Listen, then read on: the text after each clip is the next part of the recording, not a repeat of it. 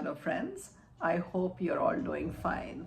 And what brings me into the podcast today is the shocking incident of crores and crores of cash being recovered from our sitting High Court judge, Justice Yashwant Varma's house. The cash was found accidentally when he was away, I think, somewhere, and there was a fire in his house. It left the whole nation shocked. Several questions are hanging. Chief Justice Sanjeev Khanna, who's heading the five-member bench of, has a serious responsibility, this collegium bench, and in such cases, to rise above this unholy brotherhood of these judges together.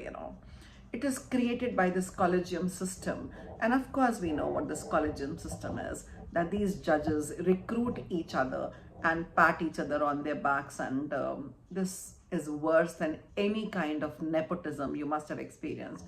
We laugh at Bollywood's nepo kids, but this couldn't get worse. All the judges at that position are picked up by each other. So obviously, it's like you scratch my back and I scratch your back. So we have this unholy nexus of so many of them who are there by each other's recommendation. So who's going to find fault with each other? Because if you do, you're indirectly pointing fingers at yourself also. It makes me laugh, reminds me of Biden, who's pardoning his own son. So it's something similar. And the other shocking thing is that instead of any action being taken, it was shameful to see that he was merely asked to be transferred to Allahabad High Court. Now, is Allahabad High Court a dumping ground dustbin that anybody who's not good here in Delhi, so we go and put him there? Or is that place full of people like him that another one will go there and adjust over there better? It could not be worse. It makes you think about all these judges whom we hold in such high esteems, and what do they think about it, Is this justice being done, just transferring him? From those who, dispense justice and give it away to the entire nation, this resolution is totally, totally unacceptable. No justice has been done, not even a pretense. They have not even pretended to be doing justice. They have just left it like, we don't want to touch it. We don't want to do anything against him. If a politician or an ordinary person like me who's middle class, even if little bit of cash was found in our houses, the arrows would have zoomed in on us and all the media, everybody would have been on our throats. If it had been a politician or any famous businessman, lots of problems would have happened. But these are these are those people who run the show in the high courts and Supreme Courts, and you can't touch them. So if they can get away with it, what trust are we left with, As Mr. Harish Salve said in his interview, that it makes you question the entire system. It is not only the money with this gentleman or with this Justice Yashwant. It is the entire system you are questioning. And if you don't question it, the rot cannot go deeper than this. They need to clean up their act and restore public's faith in our judiciary. And if they keep defending each other and they will, keep selecting each other, then how is it going to happen? How is the house ever going to be clean? Thousands of people must have, been impacted by Justice Yashwant in his courts. Maybe he dealt with their cases in some other manner, or they must have been presented in front of him. This doubt will remain in their minds that maybe my case was not done properly because the judge was compromised. This seed of doubt is the undoing of any nation. When you think that the judge sitting on that seat, whom I look up to for giving justice, is compromised, or maybe he is on sale, it can actually rock your faith in the system, and you don't go to the system expecting anything to come out of it. This is something which is more worrisome than even the cash being recovered from there. So he must have been a sitting judge, and this small seed of doubt is going to shake the overall confidence. His very integrity is now questioned. And when they talk about internal inquiry, what does that mean?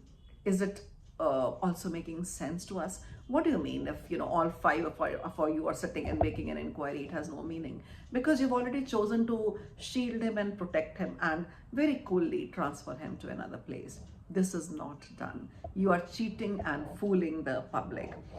Had he given a reasonable explanation, had Justice Yashwant said, this was the reason why I have this cash, or I had this transaction, or something happened, the matter would have been over because we have a lot of respect for our judges in our country. We would not have questioned it, but his silence speaks more than anything else.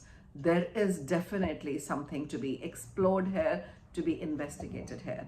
And if our judiciary fails us in doing that, they will have failed the collective conscience of the public, and the trust in the judiciary will not be restored.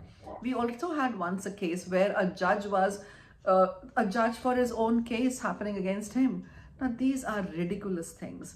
And if we allow this to happen and not even raise our voice, probably our nation is going to go down the drain. So we have to be very, very, very, very careful about this. We can fall into anarchy once our judiciary, because we thought judiciary is one of the pillars on which our democracy is hanging. Once this is compromised, or if we lose faith in it, it is a signal for anarchy.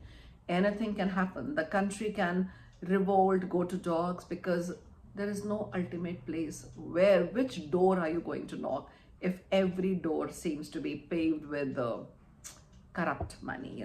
You don't know what to do. So, there should be checks and balances. This collegium system, it has put itself above everybody else. Unless we have checks and balances, the fact when we say the power corrupts, and a lot of power corrupts totally. So in this case, this is exactly what has happened. They don't want this power to be wrested away from them. They don't want themselves to be questioned at all by anyone. That is why they don't want the system to go. So for a healthy nation, for a healthy judiciary, for these kind of things to not happen, we really need to put checks and balances in place. And this should be tackled a little more rigorously. When a policeman commits a crime, we say he should be punished doubly. If a banker loots the bank, we know what to do. So when a judge is under a scanner, we should also be very careful about how we proceed from here and how we put up the case. We should at least seem to be doing justice, not only mouth words like justice. So instead of shifting him here and there and pulling a blanket over it, or pushing it under the table or the rug, it is better we take the bull by the horns and set an example for judiciary as well. You would shine better and brighter in the eyes of public.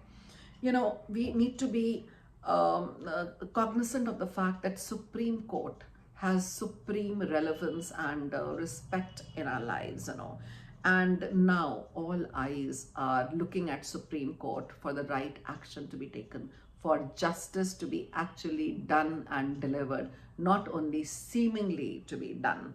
And I would say that instead of transferring a person, hoping for the public memory to fade, hoping for this outrage to die down, it would be more morally, ethically upright to admit the existing problems and find a solution, so that the faith that we have always had in our judiciary, in our systems, in our courts is not irrevocably shaken. I hope we are all on the same page, and the judiciary is mindful of the public sentiment. So have a good day, all of you. Do leave your comments if you feel the same way.